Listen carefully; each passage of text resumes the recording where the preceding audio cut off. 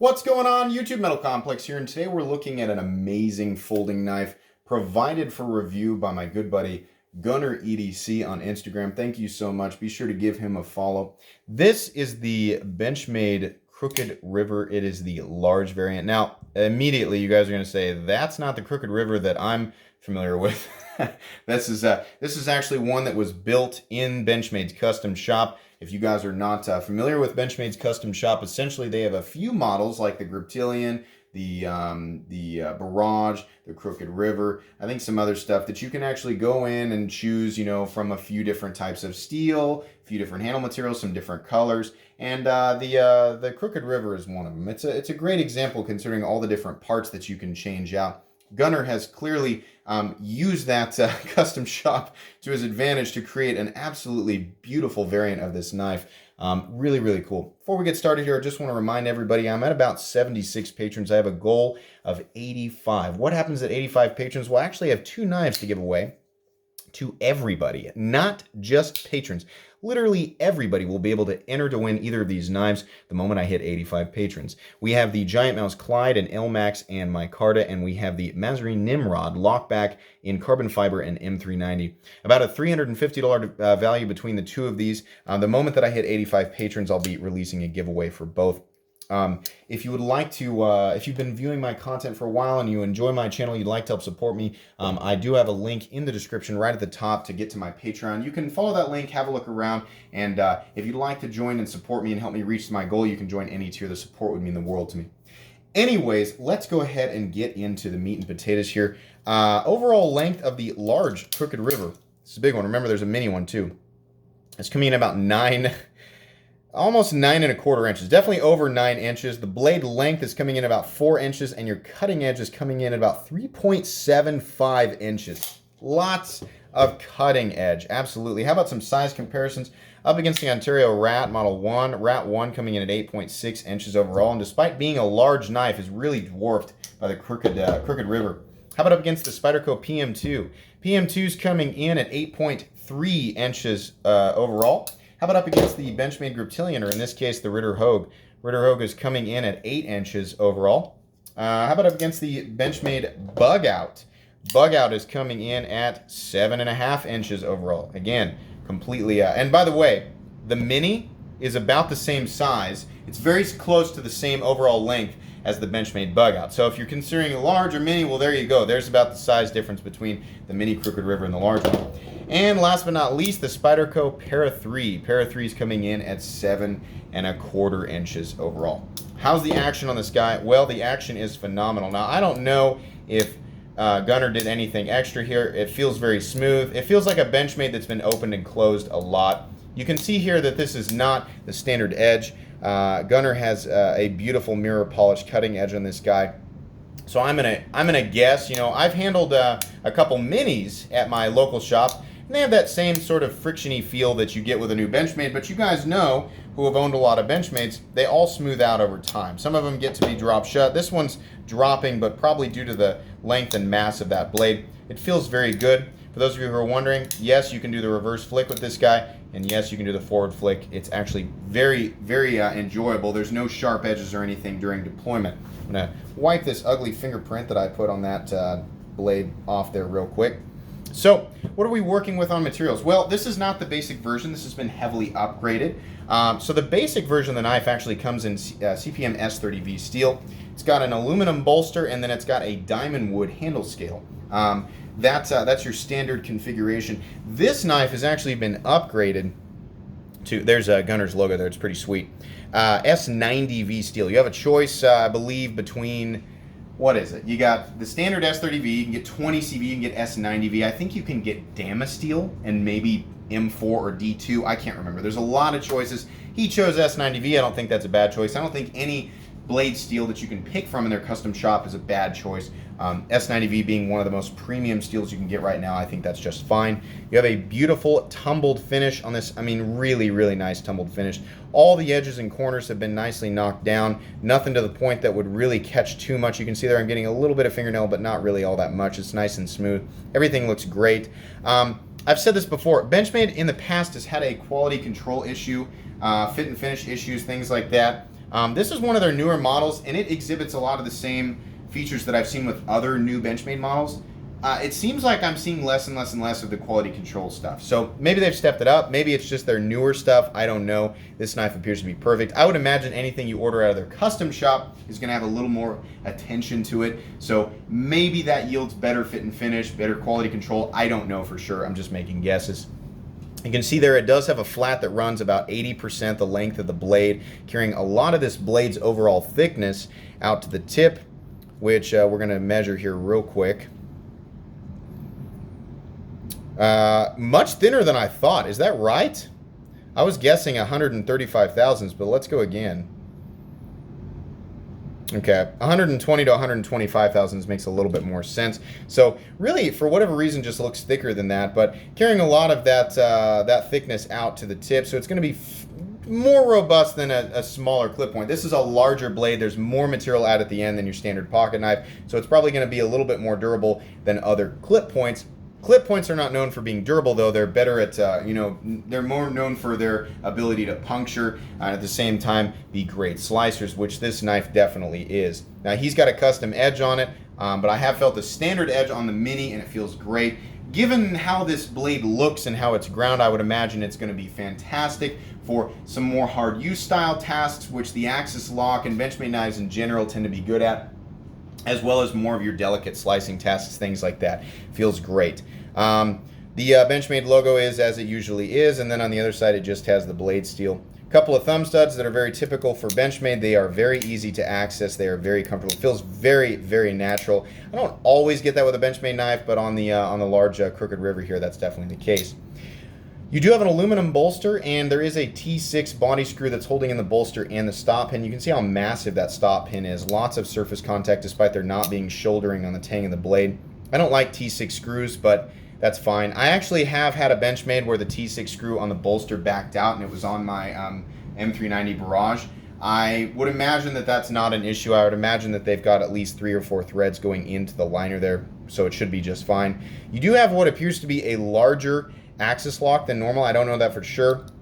It is a little bit larger. Looks nice, functions well. Definitely does exactly what every other Axis lock does, which is slide into place efficiently, so that's just fine. You do have steel liners that run all the way through this knife. We didn't weigh this, did we? Steel liners that run all the way through, and let's take a look at the inside here.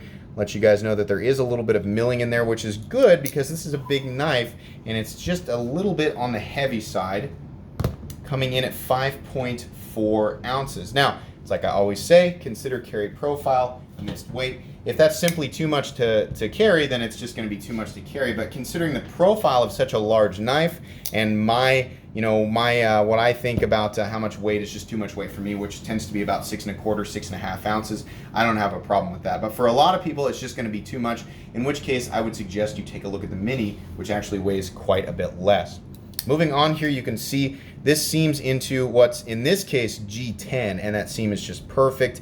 It's on purpose a little bit of a gap just to kind of create the contrast between the matte finished aluminum and the G10. I think it looks great. The fit and finish there is excellent. The fitment up against the liners is just perfect. You have these Chicago style screws down here and just 2 more T6 screws on the other side, which is great for minimizing the amount of parts. Considering you have a bolster, and a screw holding the bolster in, that's nice. They kind of help to minimize some of the parts there by only putting 2 screws in the back and 2 Chicago screws. That's great. You do have a nice large lanyard hole in the back. You can get some 550 through there easily. You do have 2 positions for the pocket clip, either right hand tip up or left hand tip up. You've got a nice gear pattern backspacer, which I love. That's my favorite type of backspacer, made out of G10 here in the back. We didn't talk about the pivot color. It's got a nice pivot color. On the standard one, it's orange, but you can choose different colors on the custom shop: blue, gold, red, green, whatever. That's really cool. Creating your own style. That's what I love about the custom shop.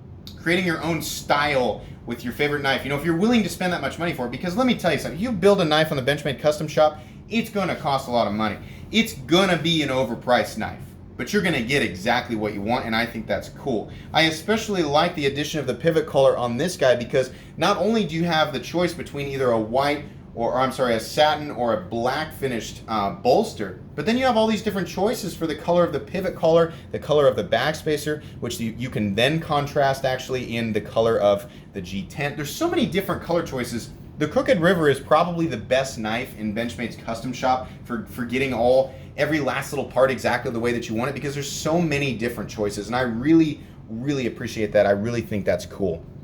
It does come with Benchmade's, what I consider to be Benchmade's best clip. That's their standard deep carry clip. This knife carries very, very well. It's very easy to get in and out of the pocket. It's got a fairly slender body considering how big and long this knife is. It's just very easy to use. On the downside, this knife is, I sounded like Nick there.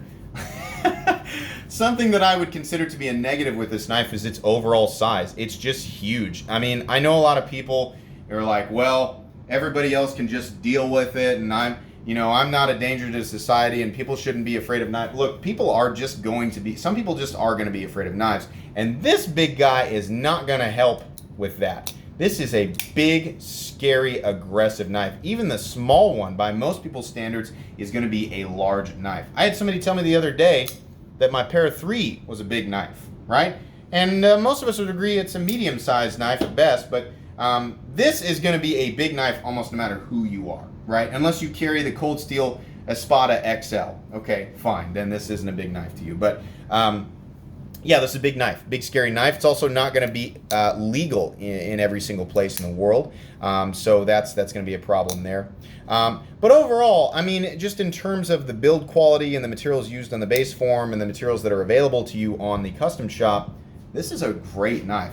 Truthfully, my only issues are the fact that it's got some T6 screws. But, I mean, ergonomics are fantastic. You actually have a lot of room on the handle to kind of move around and get your hands where you want it. There's no jimping on the back of the blade, but that's fine because there's some jimping up here. Considering where your index finger rests, this is a very good, it feels very comfortable. The amount of pressure I can put down on the blade, despite, no matter what I'm doing, I feel very locked in and very confident with this knife. So moving on here to price, which I am going to say I think is kind of a negative. Considering the standard version of this knife is diamond wood, some aluminum bolsters, some steel liners, and S30V. I mean, I know the Axis lock costs a little bit more money than your average liner lock, to manufacture, or like some of the Spyderco compression locks, or other locks that are associated with this price range and this caliber of production knife. This is a little bit on the high side. Coming in at about anywhere between $200 and $210, something like that, is what I usually see. Now that's Benchmade, though. A lot of people say, well, that's Benchmade. Their prices are a little bit high.